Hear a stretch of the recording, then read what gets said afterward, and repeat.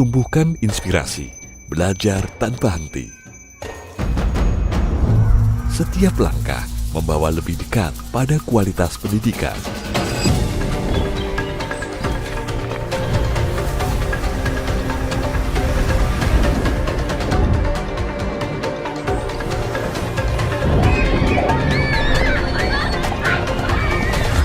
Query kolaboratif guru, sebuah proses di mana guru belajar bersama untuk memperbaiki praktik pembelajaran secara berkelanjutan. Jadi, hari ini kita bukan sekedar peserta pelatihan, kita adalah pembelajar. Bismillahirrahmanirrahim. Assalamualaikum warahmatullahi wabarakatuh. Bapak Ibu, izinkan saya memulai dengan satu pertanyaan yang mungkin jarang kita tanyakan dengan jujur kepada diri sendiri.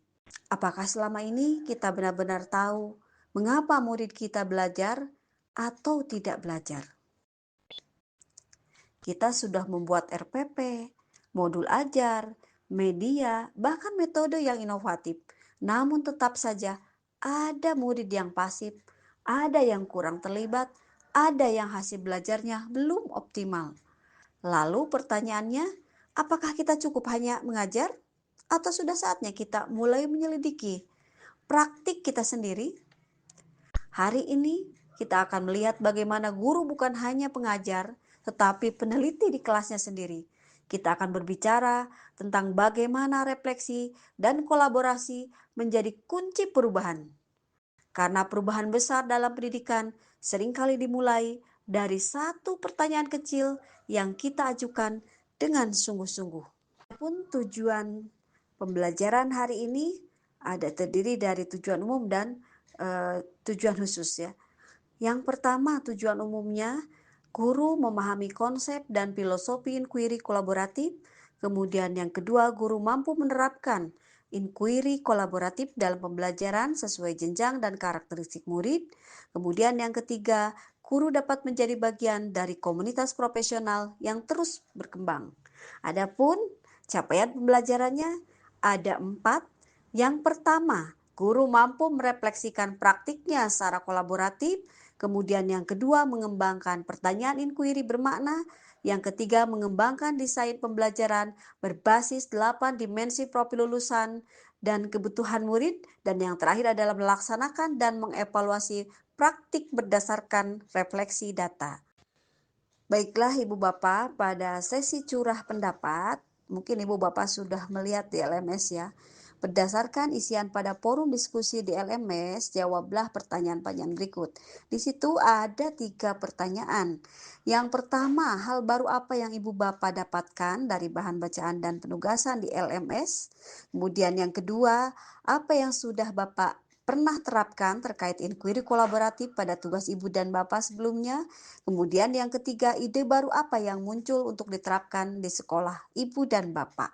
Nah, saya berterima kasih sekali karena ternyata dari jawaban-jawaban tersebut sangat luar biasa. Ibu Bapak guru hebat ini sudah menuliskan di LMS ya.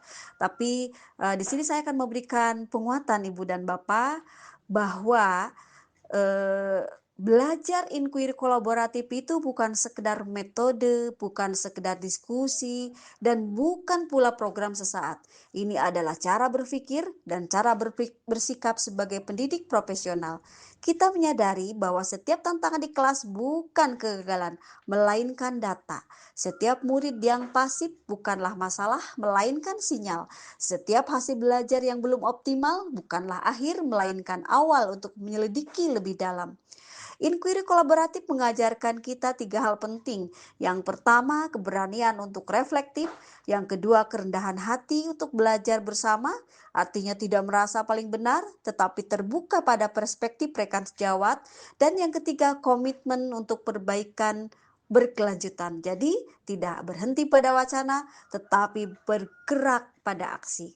Guru profesional bukan yang selalu benar, tetapi yang selalu mau memperbaiki diri.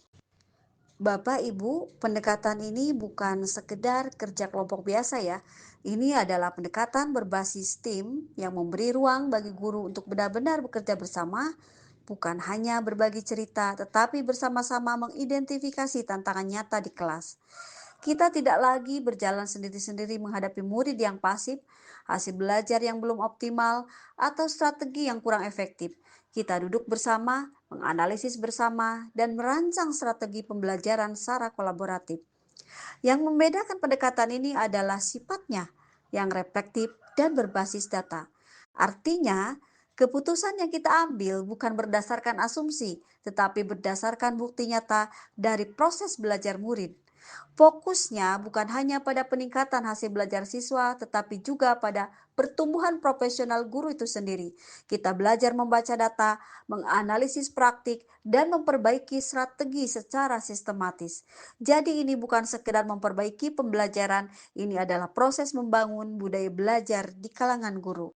Baik Bapak Ibu, terkait dengan inquiry kolaboratif di sini ada beberapa referensi yang bisa kita gunakan. Misalnya ini ada dari Queen, ada McEachin, ada Fulan, ada Gardner, ada Drummy, Dive into Deep Learning ya. Judulnya salah satunya itu Deep Learning Tools for Engagement. Ibu, jika kita melihat kerangka kerja pembelajaran mendalam, ada satu bagian penting yang seringkali kita luput dari perhatian, yaitu lingkaran terluar. Sekilas terlihat seperti bagian akhir, tetapi sungguhnya lingkaran luar itu justru menjadi pondasi yang menghidupkan seluruh proses di dalamnya. Lingkaran itu adalah proses inquiry kolaboratif. Inquiry kolaboratif bukanlah tahap penutup. Ia bukan langkah terakhir setelah semua selesai, tetapi justru sebaliknya, ia meresap ke setiap lapisan, menguatkan setiap proses, dan menciptakan dialog bermakna di setiap tahap pengembangan pembelajaran. Melalui dialog yang kuat, refleksi yang jujur, dan analisis yang berbasis data, setiap keputusan pembelajaran menjadi lebih sadar dan terarah. Proses ini dapat dimanfaatkan oleh guru untuk merancang pengalaman pembelajaran mendalam yang benar-benar bermakna bagi murid. Bukan sekedar aktivitas, tetapi pengalaman belajar yang membangun kompetensi dan karakter. Bagi tim guru, inquiry kolaboratif ini menjadi ruang untuk memoderasi pekerjaan, saling memberi umpan balik, dan mengamati pertumbuhan murid secara bersama-sama.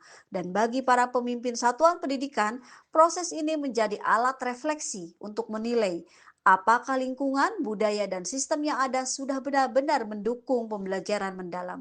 Jadi, inquiry kolaboratif itu bukan sekedar metode kerja, ia adalah energi yang menggerakkan seluruh sistem pembelajaran dari kelas hingga tingkat satuan pendidikan. Bu Bapak, slide selanjutnya ini dari bukunya Queen ya.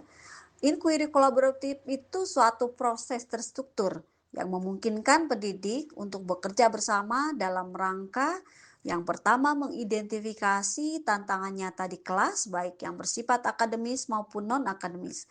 Kemudian yang kedua mendesain strategi pembelajaran yang tepat dan sesuai dengan kebutuhan murid. Yang ketiga menerapkan strategi tersebut sambil melakukan refleksi terhadap penerapannya untuk kemudian menyempurnakan praktik pengajaran yang ada. Inquiry kolaboratif bukanlah kegiatan yang sekali selesai. Ia adalah sebuah siklus, proses yang terus berkembang dan berputar. Baiklah Bapak Ibu, konsep inquiry kolaboratif telah Ibu dan Bapak pahami, saatnya untuk melakukan refleksi bersama tentang kebutuhan, tantangan, dan peluang pembelajaran di sekolah. Kegiatan ini masuk pada tahap assess ya. Jadi nanti lembar kerja akan membantu Ibu dan Bapak dalam melakukan refleksi bersama. Baiklah Ibu dan Bapak, kita tadi sudah melihat ya paparan dari awal sampai akhir. Kita mungkin tidak bisa mengubah semua hal dalam satu waktu, tetapi kita bisa memulai dari satu kelas, satu refleksi, dan satu perbaikan hari ini. Jika inquiry menjadi budaya, maka perubahan bukan lagi harapan, melainkan keniscayaan. Mari kita menjadi kompas perubahan di sekolah kita masing-masing. Baik Ibu dan Bapak, sebelum mengakhiri, ini ada dua pantun dari saya. Pergi ke taman memetik melati. Melatih harum di pagi hari. Inquiry kolaboratif kita jalani, guru bertumbuh, murid berprestasi. Berlayar kapal menuju dermaga, kompas penunjuk arah tujuan. Bersama kita bangun budaya, refleksi, dan data jadi pegangan. Terima kasih semuanya. Wassalamualaikum warahmatullahi wabarakatuh.